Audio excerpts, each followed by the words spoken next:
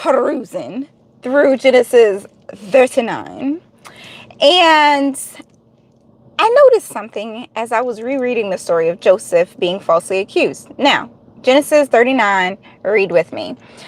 We'll start at verse 13. We're going to go down to 18. We're just going to read that whole little excerpt. I want you to notice something about Potiphar's wife. Like, pay attention to Potiphar's wife.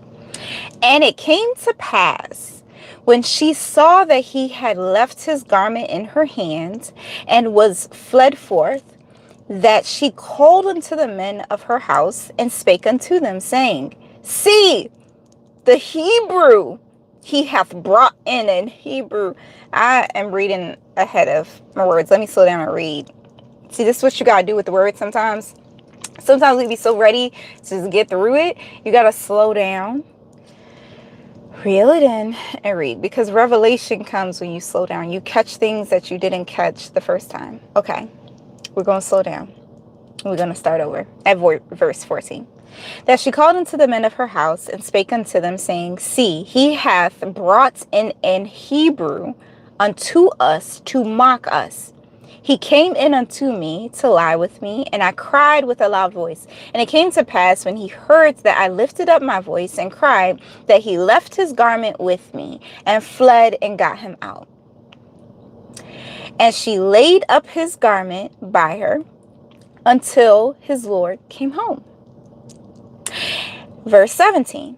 And she spake unto him according to these words, saying, The Hebrew servant which thou hast brought unto us came in unto me to mock me. And it came to pass, as I lifted up my voice and cried, that he left his garment with me and fled out. Did you catch it? It's okay. You might not have caught it. I'm going to go ahead and point it out. Verse 14. I notice it says, See, she says, See, he hath brought in Hebrew unto us to mock us. Verse 17. And when she spake unto him according to these words, saying, The Hebrew servant which thou hast brought unto us came in unto me to mock me. I don't know if you caught it or not, but Potiphar's wife knew exactly how to trigger her husband. She knew exactly what to say to get under his skin. She was attacking and triggering his ego and his pride. Hence why she says, the one you brought into this house, the one you brought to mock us, the one you allowed. She puts it back on him, not just because she's saying a general fact, because if she was making a general fact, she would have said the Hebrew man, da da da da. No, she added that extra stab into the wound of the Hebrew man, not just a man tried to violate me, but the man you brought into this house tried to violate me.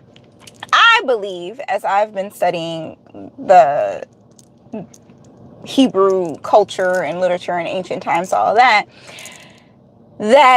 if Potiphar didn't know that his wife was about that life and or in other words, was out here hoeing, he would have killed her. But his pride, rewind. If he did not, let me restate that. I believe Potiphar knew that his wife was out here being a hoe. He knew she was for the streets. He knew that. And the reason I believe that is because he only put Joseph in the prison. He didn't kill him. If he didn't know that she was for the streets and actually believed her, he would have had him killed, not just put him in prison like a pet. You see, back in those times, the penalty was death for such a violation. He didn't do that. So that's besides the point. But I think it's an important point because it points at the character of Potiphar's wife. This is how this applies to you. Some of us are choosing to surround ourselves with people who have a character trait of triggering us. And we get upset and mad when other people are triggering us. But here's the thing about a trigger. Someone can't trigger you if the button isn't already there. So the work on resolving that trigger so that it's no longer able to set you off and send you from 0 to 100, the work of that falls on you. It's not for other people to change. It's not for you to keep telling people what they need to change about themselves so that they stop triggering you. It's your responsibility to resolve how do you want to go about managing your emotional and physical, psychological reactions to a trigger. When we look at Potiphar's wife, she's pointing at she's triggering Potiphar's pride and his ego. And in a sense, she's saying, you have faulty judgment. That you are not someone that we can look up to and rely on because you exposed us to someone who came in to mock me. You exposed us to someone who came in to make a mockery of all that we've built in our kingdom and whatnot. She was triggering his pride. Now, the work for Potiphar in this example is to deal with his pride and his ego, to humble himself enough to say, oh, okay, I know my pride and my ego is clouding my judgment right now. Let me slow down and actually look at the facts of what happened. Let me actually examine the truth in this. Let me take into consideration me knowing who my wife is and the character of her. You need to do the same thing with the people in your life. When you are trying to navigate relationships, a lot of times we overshare. I'm putting my foot in my own mouth with this one because sometimes we serve up our triggers on a silver platter for the wrong people. You share things that you know you haven't completely healed from or overcome, and now people throw that back up in your face.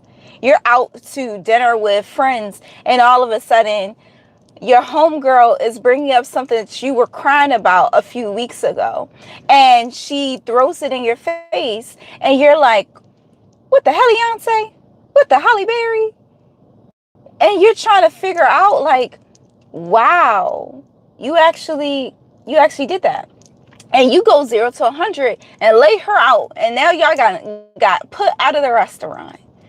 But see, what happened was you were triggered, and that their character trait is someone who may not have your best interests at heart. I'm not going to say every single person who triggers you doesn't have your best interests at heart, because the point of all this is that your triggers are your responsibility. They're your problems to resolve. Your trauma may not be your fault. The hardships and heartaches and betrayal that you went through is not your fault, but your healing is your responsibility. Your growing is your responsibility. You adapting and overcoming is your responsibility. Why? Because no one else can do it for you, baby.